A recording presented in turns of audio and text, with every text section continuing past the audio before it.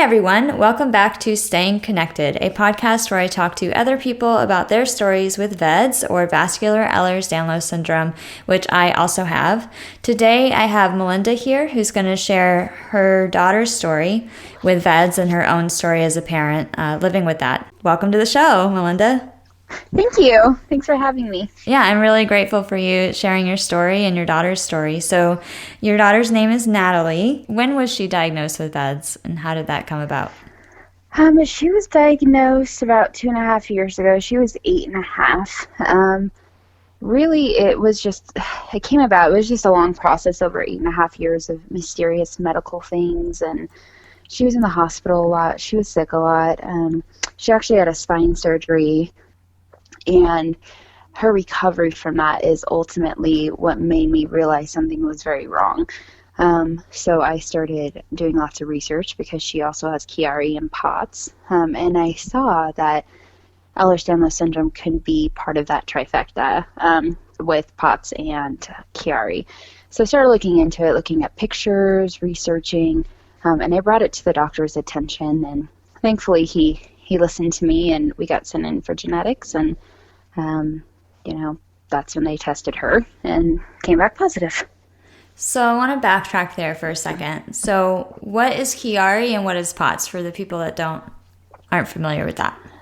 So POTS, I don't remember the actual name, but basically what it is that her heart rate varies based upon her positioning. So like if she's laying flat and then she sits up, her heart rate can go from a normal heart rate at, about 70 and jump up to like 180.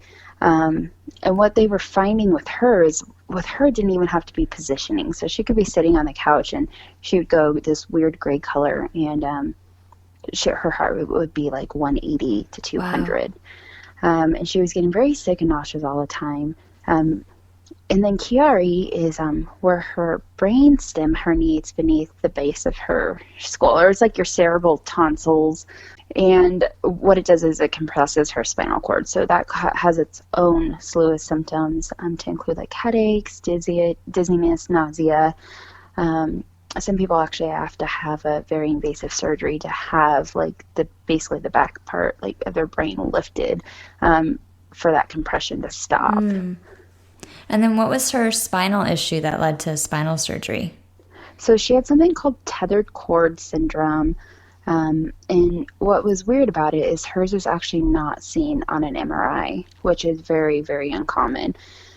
So she all of a sudden started having tons of pain in her ankles, or her legs. She couldn't control her bladder. It got to the point where she would just be walking and have an accident. And chronic just bladder issues, pain. She was walking on her tiptoes a lot.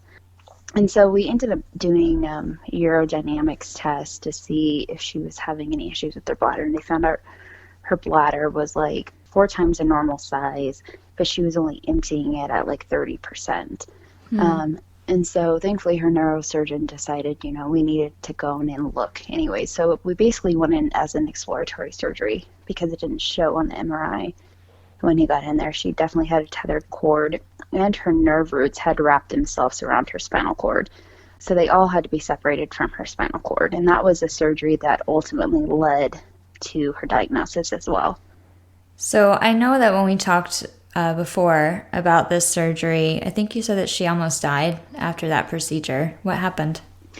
Yeah, so she actually recovered pretty well. Like the first few days, they were really impressed with how quickly she was getting up and walking around, and she was pretty happy. And then we went home, and within 24 hours, she spiked 105 fever. And so I brought her back to the ER thinking maybe she developed, a spinal infection or something. And, they ran every test. She had spinal taps. She had multiple tests run. Her white blood cell count was 4 times the normal limit. They couldn't figure out what was wrong. Like, they literally ran test after test after test. And there was just no explanation. And it got to the point where, like, her stomach, her intestines, everything went into paralysis. So she wasn't able to, like, pass gas, have any bowel movements. She wasn't even able to pee. So she was in an excruciating amount of pain. And as a mother looking in, I felt like my child was dying before my eyes. Like I couldn't touch her skin without her screaming. She just cried and cried and cried for hours on end. And I mean, it went on for like 8 days until finally she was able to have some movements. They had her on the highest dose of IV antibiotics there was. And then her back, where her incision was having a really hard time healing. It was just getting wider, and it didn't seem like it was healing correctly. They kept on having to put cream on it. And, ultimately, like I said, as a mother looking in, that's what it seemed like to me, that she was just slowly dying before me because nothing they were doing was working. They couldn't find out what was wrong. It was just like this big mystery as to why she was not recovering well. How old was she at that point? She was 8. She had turned... Yeah, she was a little over 8. She turned 8 in September, and she had her surgery in March. So she was 8.5, and then we got her diagnosis like 4 months later. So this diagnosis took like 8.5 years to get to. What did that feel like? It was ultimately, it was just a very hard 8.5 years trying to get a diagnosis. It was so hard. I was a single mom. I've been a single mom since Nataleigh was born, and, I was raising her, and she had all these medical issues, and I was trying to work and take care of her, and then it got to the point where I couldn't work because she was so sick, and, I was going to Utah to find answers for her, and she had a surgery in Utah when she was 3.5. She had really bad acid reflux, and she was actually aspirating a ton into her lungs, and she ended up having a stomach surgery in Utah, and she developed complications from that, and we ended up in Utah for 6 weeks, and I felt like we were always on a roller coaster ride. There was never any answers, never any explanations. And I will say that her doctors fought for her, and they really tried. It wasn't that they didn't try or they didn't care to try. It was that they really just didn't know. And those were seriously probably the hardest years of my life, because I was trying to be a mom, and then your own mental health and everything just suffers because you want to make it better, but you can't, and you don't know how. And how do you make it better when you don't know what's wrong? And it was really, really trying time in my life. I was in counseling for 5 years just to kind of process the trauma and the heartache, and it was a lot. It was a lot to handle as one person. I didn't have, I had my family, which was amazing, but it's not the same as having like a spouse to share that grief with and that heartache. And it was a lot for one person to handle. So I know that at some point you suspected EDS and went to a geneticist, right? Yes. How did that appointment go? So when I suspected, they did send us to the geneticist, and they were pretty thorough, which was great. And they originally diagnosed Nataleigh with hypermobile EDS because she is extremely hypermobile. And I had already done my own research into the different types of EDS, and I knew that a big indicator of the vascular type of EDS was translucent skin. And now Nataleigh is mixed, so she's half Hispanic, half white. So she's got a pretty darker olive skin, especially in the summertime when we went to go see genetics. So she was pretty tan. And you could see right through her chest, like all of her veins. You can see them on her head, her cheeks. And I told them, I said, wait. I need you to look at her chest. Because Nataleigh doesn't have many of the prominent facial features. I can see it a little bit now, like underneath her eyes. They're darker. But then they said, okay, we do see that she's translucent on her chest, but we'll go ahead and test, just to be safe. But we really, really don't think she has a vascular type at all. There's no family history. Mom, don't worry, but we'll test. So they tested.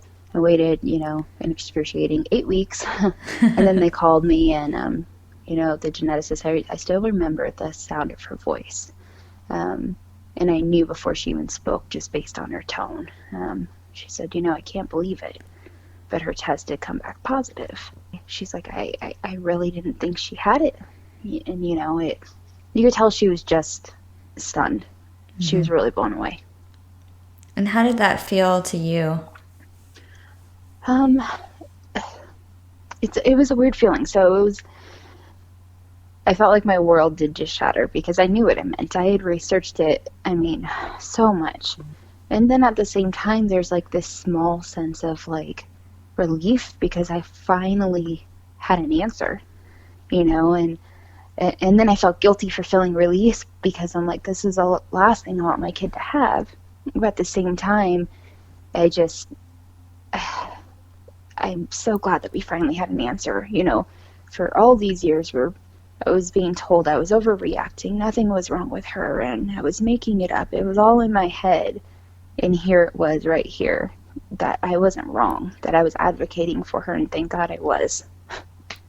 That has to be it's got to be such a weird feeling, but that relief that comes with knowing that you were not being a hypochondriac, quote unquote, that has to be a big deal. Yes, definitely. I'm thankful for the diagnosis because I feel like now we know what to look for. We have, the right doctors, the right things in place. But at the same time, she's my only child, and I feel like that puts a little bit more sting to it. Not that it would matter any less if I had more children, but she's literally it for me. She's my only kiddo, and I live and breathe for her, and so it's really heart-wrenching at the same time. It's a weird mix of emotions. Yeah. How long ago did you get that diagnosis? Like, how old is she now? She's 11, and so it was actually a couple months before her 9th birthday. We got that diagnosis, so it's been a little over 2 years. And did you tell her immediately, or how did you go about that? I did not. When I was sitting on my front porch, and thankfully my best friend was over because I was very emotional. So she came out, she talked with me, and I made the choice at that time to not tell Nataleigh right away. I felt like even though I had researched a ton, now that I knew this was for sure what it was, I needed to look into it more to be able to talk to her about it in the right way. So what I did was we had a counseling appointment after that for them to talk to me about what this means for Nataleigh, what we need to do moving forward. And for that appointment, Nataleigh did come, but she did not come in the room with me because I needed to hear first from the geneticist what she had to say before I could break it down to Nataleigh in a way that I thought that she could understand. Mm-hmm. So she wasn't a part of that appointment. And then after that, I slowly started telling her things about what she had and what it meant. And then the next appointment after that, she came in the room with me, and she was able to be a part of that conversation with the geneticist. Now she's very involved with her own medical care, and I'm trying to teach her to advocate for herself and to talk about what it is. She knows what it means for her body now, because I feel like that's extremely important, because what if I'm not with her and something happens? She does have a medical bracelet, but she's also 11 and takes it off. It doesn't stay on all the time. And so yeah, she's fully aware now of what that means. And what was funny to me, well, I guess not funny, but blew me away, was when I told her, I really broke it down for her, like, this is what it means, this is what it can do. Her response was, okay, Mom, you know what, Mom, I'm going to be fine. Stop worrying about me so much. I'm going to be okay. And we believe in God in our family. And she just has like this amazing belief, and that she told me she has a purpose, and it's okay, Mom, I'm fine, and whatever my purpose is, I'm here for that. And she told me she's gonna change the world, because VEDS is not something that most people know about, and so she takes it in stride, and she's very positive, and it helps me be more positive. That's wonderful. Did her friends know? Has she had to tell her friends or anybody at school? She has. So what we did was, so she was in third grade when she got the diagnosis, and by, I'd say, mid-year in third grade, so what I was finding out was she was scared to tell people. She just didn't want to be viewed differently.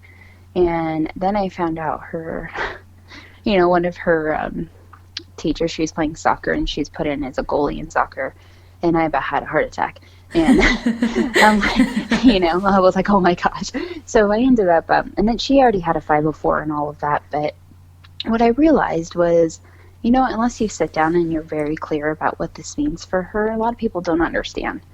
And so we sat down, we had a conversation with all the important people in her school, her teacher, her PE teacher, the principal, and really got down to the root of it and what it means. And they were very understanding. And then her teacher said, Nataleigh, would you like to talk to the students in class about this and what this means for you? Because they wouldn't understand why Nataleigh couldn't play tackle football or why she couldn't do certain things in PE. So what she ultimately decided was to get up and actually talk to her class about what she has and what it means for her.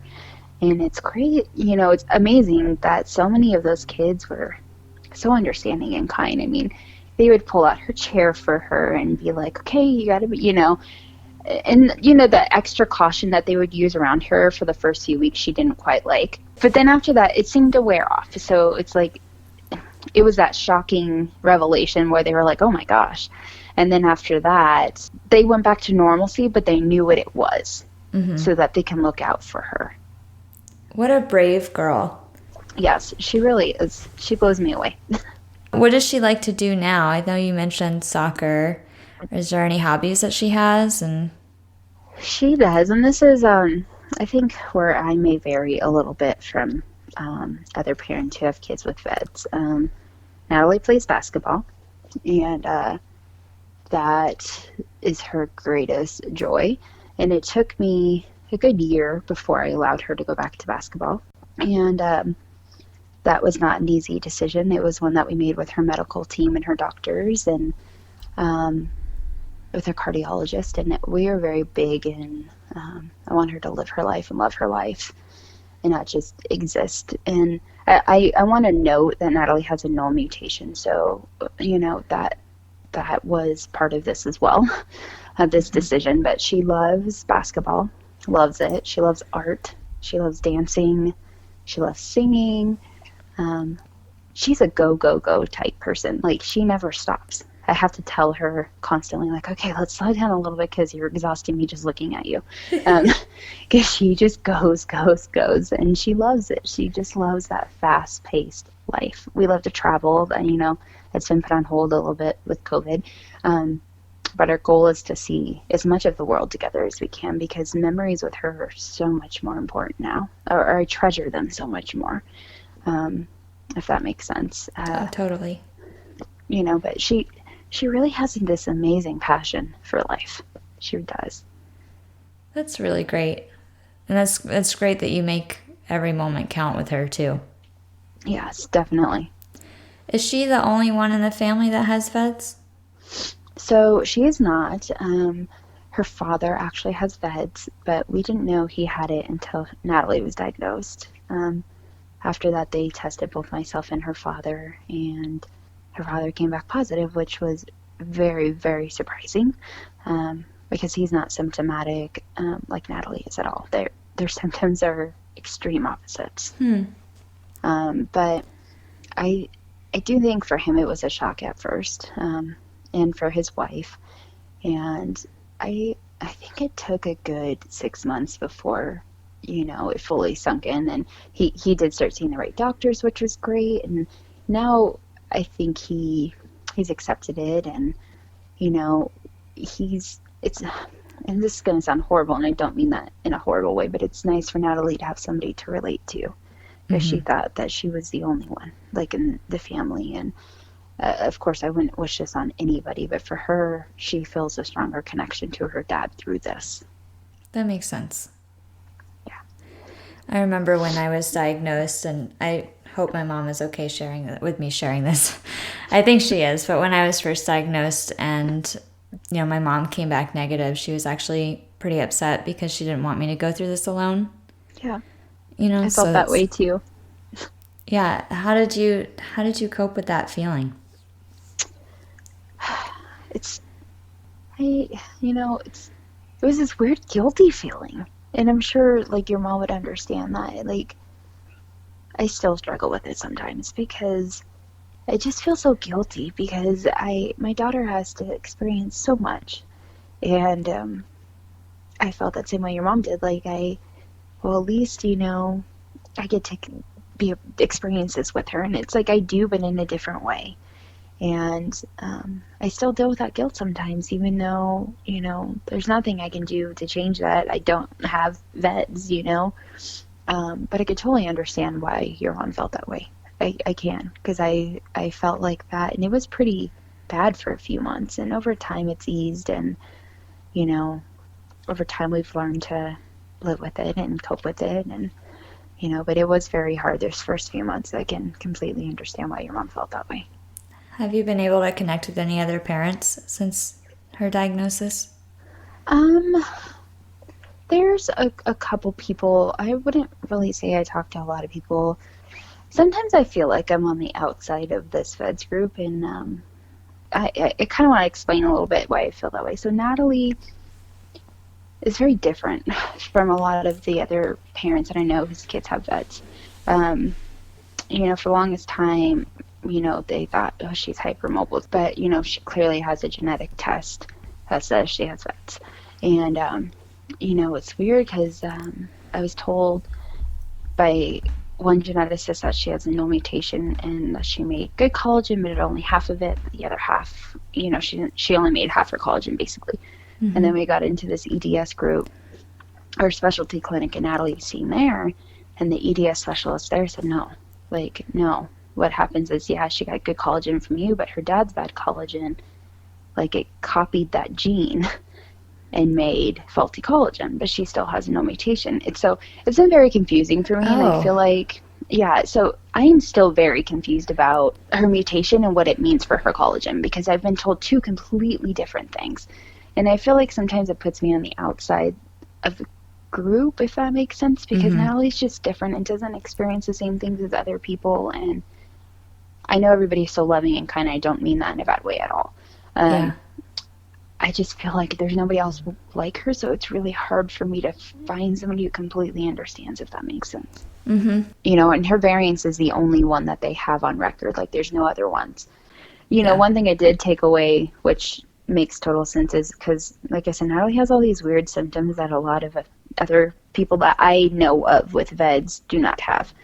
And I flat out asked her, why is that, And she just said, well, she's very unique. Her genetic coding is very unique. There's nobody else with her variant, so she's going to be unique, all of her symptoms are going to be different.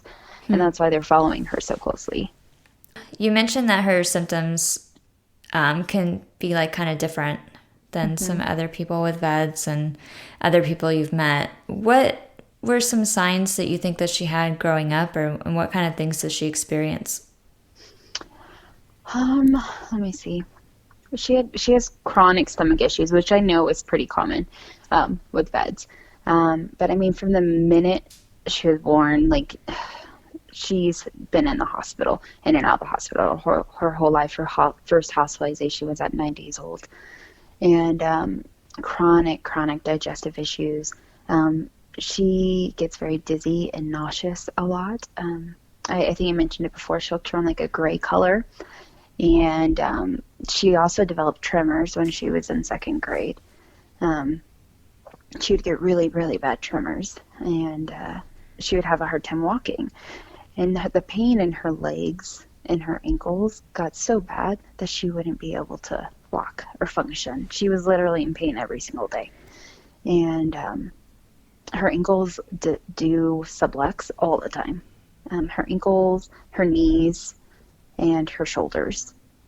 And, her ankles are so bad that she could literally just be walking up the stairs in the fold and she'll fall. So she falls a lot. And that was an issue she had growing up. She was constantly falling. There's she has really bad balance. And her depth perception is really off too. But yeah, and every day is so different. And I'm sure other people would understand this as well. Like one day she can wake up and I'm like, wow, like she's like a healthy kid today. There's no issues. And then the next day it's like she falls off a cliff and she's in so much pain she can barely function. She's taking 5 or 6 baths a day for the warm water to help combat the pain. And at one point she was going through 2 bottles of like Tylenol a month just to keep her pain under control. Oh, wow. And we started using CBD since then, because I'm like, this is just going to make her sicker. It's going to end up impacting other parts of her organs. And the pain was just it was really horrific, and nobody knew what was causing it. And now it is so much better. But just dealing with the POTS, and she gets chronic headaches too, horrible headaches that like debilitate her. Does the CBD help her? It does. So in Colorado, we live in Colorado. So in Colorado, marijuana is legal there. No, my kid does not smoke marijuana, but I'm getting to the point here. So there's a lotion that that we use on her that is CBD with like 0.5% THC in it. And so I actually use that on her joints and her muscles, and it has drastically changed her pain drastically. So she only takes Tylenol maybe twice a month now for headaches. Wow. And then we also see somebody that does like muscle work and works on her muscles every couple weeks in her joints. So between the two of those, like she's become a totally different kid. It's been life-changing for her. It really has. That's really great. So is there anything that you've learned in the last 3 years that you would want to share with another parent who maybe is just having a child who's just diagnosed? Reach out for help, honestly. This doesn't have to be a journey where you're alone. Reaching out for help literally changed my whole perspective in my life. I still remember when I posted in the VEDS group for the first time, and Rachel's like, I'm going to call you. And because I felt like my entire world just shattered and ended. I really did. And Rachel called me, and she talked to me for almost an hour, explaining to me everything and the resources, and we're here for you. And so regardless of how different Nataleigh may be from a lot of other VEDS kids, I know that I have support no matter what. And another thing I would say is never stop advocating for your kid. Even once you have a diagnosis, you still have to continue to advocate for them, because there's so many doctors that may not understand your child's diagnosis. We've experienced that firsthand. Nataleigh has an ER letter that we're supposed to take to the ER, and the minute they see that, she's supposed to be brought back and seen by a doctor immediately. And I remember bringing that in because Nataleigh had this horrible pain in her stomach. She was screaming, and the nurse looking at me and shoving the letter back at me, and me fighting with her in the waiting room, and then putting Nataleigh in another waiting room for 2 hours as I'm like frantic and crying, and my kid's screaming because she's in so much pain. And at the time, we didn't know her stomach had gone into paralysis. You don't know. And that's the thing, is you have to go every time it's that bad because you don't know. And having to call Children's Hospital, and the Children's Hospital calling down and yelling at the doctors like, if this child dies, it's on your hands. And then the doctor not believing me when I tell him my daughter has VEDS. He's like, oh, are you sure? Are you sure that's the type that she has? I think she has a hypermobile type. And this is a true story. And me advocating and fighting for her. And, I just remember how horrific that experience was. And I was posting in the VEDS group the whole time. Like, I don't know what to do. This is happening. And people were like walking me through steps of what to tell him, what I need to ask for and what I need to say. And I think about that moment a lot because it was so terrifying for me. That was our first really big scare. And I remember how scared I was. And I didn't feel alone because I at least had all of them there helping me. Even if it was through Facebook in our group, I had people there helping me, telling me what to do, guiding me.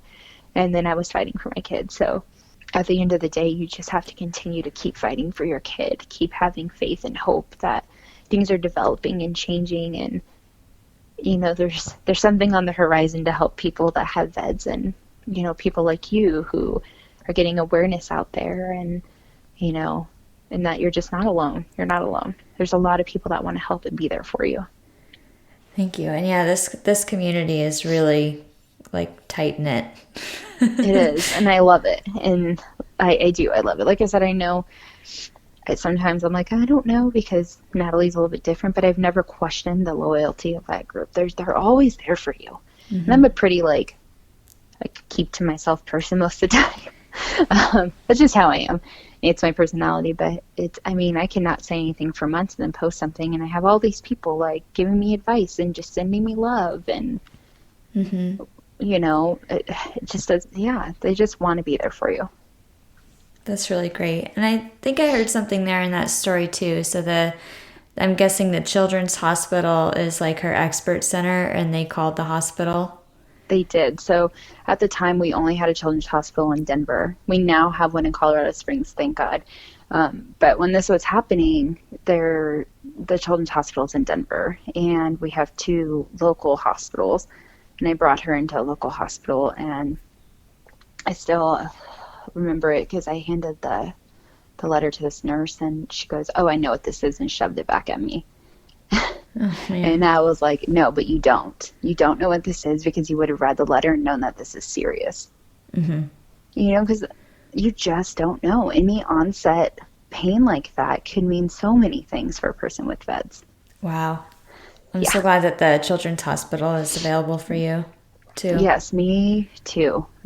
Now that's down here, that's the only hospital she's been to since. Yeah, and that's such an important thing, I think, as someone, you know, with VEDS or anybody in the community who has VEDS, the experts can really advocate for you when everything else is falling through.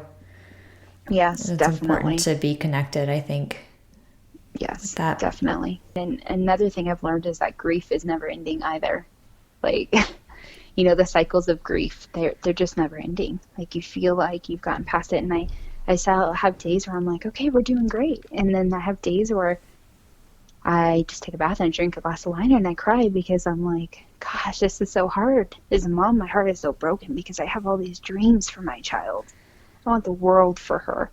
I want her to go to college and have her own family and live this amazing life and watch her have babies. And it's so heartbreaking and shattering to think that she may not get to have those things. And, you know, sorry.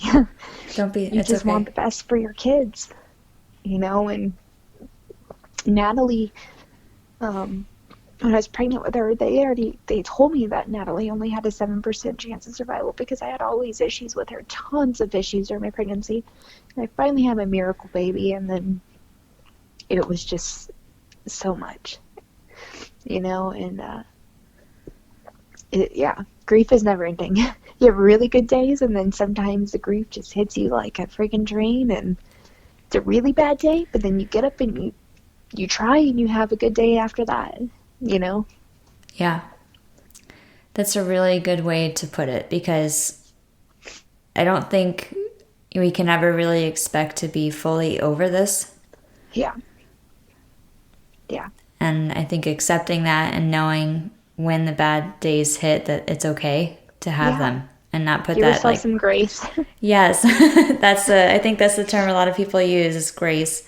Like giving yourself a little bit of love, to just allow yourself to feel those moments and not be too hard on yourself. Yeah, for sure. 100%. Just, that's been our motto for the past several years, is just give yourself some grace and give each other grace, because Natalie has really bad days too. Yeah. You know, and even though she's so strong and brilliant, and she has bad days where she has asked me, Mom, why did this have to happen to me? Why did it have to be me? And as a mom, I'm like, how do I answer that? You know, it's a really hard question to answer. Yeah. And she doesn't have those days very often, but when she does, they're really bad. Well, thank you so much for sharing with everybody and sharing your story with us. Absolutely. Thank you for letting me. I appreciate that. I haven't actually really shared her story like that before, so. I'm really so glad that you did, and really appreciative.